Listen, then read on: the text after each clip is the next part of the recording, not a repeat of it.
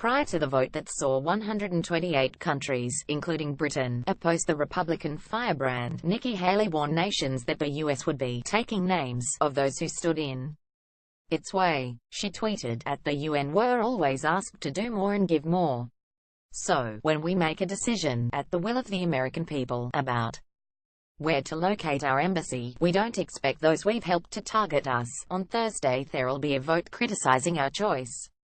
The U.S. will be taking names after 35 countries abstained from the vote, 9 voting against and 21 failing to turn up." Ms. Haley sent out a message of appreciation to the nations that refused to condemn the United States. Getty: the UK was one of 128 countries to vote against Donald Trump's recent decision. She tweeted, "The voters in 65 countries refused to condemn the United States and 128 voted against us." A follow-up post features an image with all 65 nations written down that included major U.S. recipients such as Uganda, Honduras and South Sudan. But the UK was notably absent from the list following Theresa May's decision to vote against the Trump administration. Thursday, December 14, 2017. The best and worst political Christmas cards of 2017. Prior to the vote, the U.S. had been vocal about pulling funding from the UN if its recent decision in the Middle East was not supported. Ms. Haley declared, "The United States will remember this day in which it was singled out for attack in this assembly.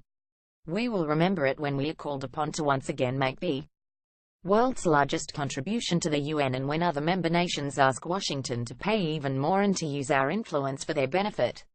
Canada, Mexico and Australia were among the nations who refused to condemn Donald Trump as they abstained from voting. Ms. Haley reiterated that the U.S. would move its embassy to Jerusalem even there was opposition to it. The Republican firebrand had also been vocal prior to the vote, stating, "We're watching those votes," he went on, "let them vote against us, we'll save a lot.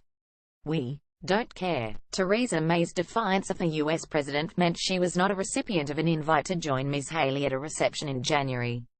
The invitation stated, "The event was meant to thank countries for their friendship to the United States." Getty: Theresa May's name has been noted by the U.S. after the UK voted against Donald Trump. Israeli Prime Minister Benjamin Netanyahu heaped praise on Donald Trump and all those that bowed to the U.S. demands following the result yesterday. He stated Israel rejects the decision of the United Nations and, at the same time, we show gratitude to the high number of countries that abstained from this resolution.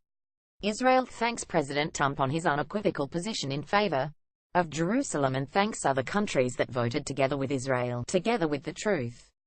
Twitter at Nikki Haley: Nikki Haley warned nations that the U.S. would be taking names of those who stood in its way. A spokesman for the U.S. mission described the move by Theresa May and others that voted against its decision as conducting an unproductive attempt to isolate us. They claimed while the resolution passed, the vote breakdown tells a different story.